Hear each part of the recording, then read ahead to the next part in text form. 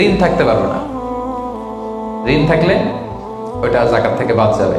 ধরেন আপনার আছে 5 লক্ষ, কিন্তু আবার ঋণও আছে 5 লক্ষ, কথার কথা তো, এটা তো আপনি আগে ঋণ দিবেন, আপনি তার জাকাত দিতে পারবেন না। এই কথাটা কি বুঝতে পারছেন?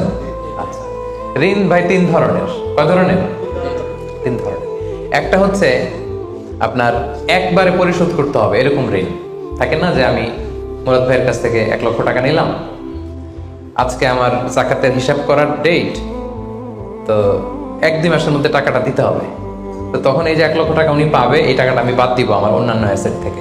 বাদ দিয়ে যদি দেখি যে না, তারপরে জাকাত হয় দিব, আর না হলে দিব না, কারণ এটা একবারে দিতে হবে। ওনার বলছে যে 1 লক্ষ আমি একবারে দিয়ে দিব আপনাকে 1 মাস পরে, এইভাবে ঋণটা নিয়েছিলাম।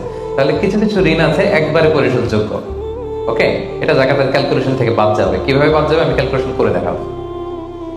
ঋণের দ্বিতীয় প্রকার হচ্ছে ইনস্টলমেন্টের কিছু ঋণ আছে, কিস্তিতে দেয়া লাগে। লেটস সে আমি 1 কোটি টাকা দিয়ে একটা গাড়ি কিনেছি, BMW গাড়ি, বা 50 লক্ষ টাকা দিয়ে আমি একটা হুন্ডা গাড়ি কিনেছি 50 লক্ষ টাকা।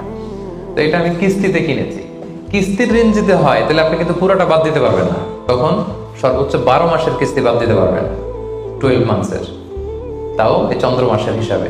কারণ জাকাতের হিসাবটা কি 12 মাসের হিসাব, তাই না? এটা একটা ইয়ারলি ক্যালকুলেশন।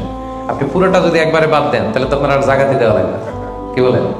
বাংলাদেশে অনেক বড় বড় সিআইপি ব্যবসায়ী আছে, ওনারা হাজার হাজার কোটি টাকা ব্যাংক থেকে ব্যবসায়ের কারণে ঋণ নেন এবং ওনাদের ঋণ খেলাপি হয়। তো ওনারা যদি বলে হুজুর আমার তো ঋণ আছে, উনি আর জাকাত দিবে কি? ওনারাই তো আমার জাকাত দেওয়া লাগবে এখন। কি বলেন? এখন বড় বড় সিআইপিরা যদি ঋণের দোহাই দেয়, উনি আর জাকাত দিবে কি? উনি তো ঋণী, উনারই কিছু জাকাত আমাদের দেওয়া লাগবে, কারণ আমরা জাকাতের 8টা খাতের মধ্যে একটা পড়েছি, বল গরিমিনা। কি বলেন? ঋণগ্রস্ত ব্যক্তিকে জাকাতের টাকা দিয়ে হেল্প করা যায়, তো উনি আর দিবে কি? উনারে দিই আমরা। ওই ঋণ বাদ দেওয়া যাবে না। ইনস্টলমেন্টের ঋণ হইলে 12 মাসের, আর ওইরকম ঋণ খেলাপি 1000 কোটি টাকা, এগুলো বাদ দেওয়া যাবে।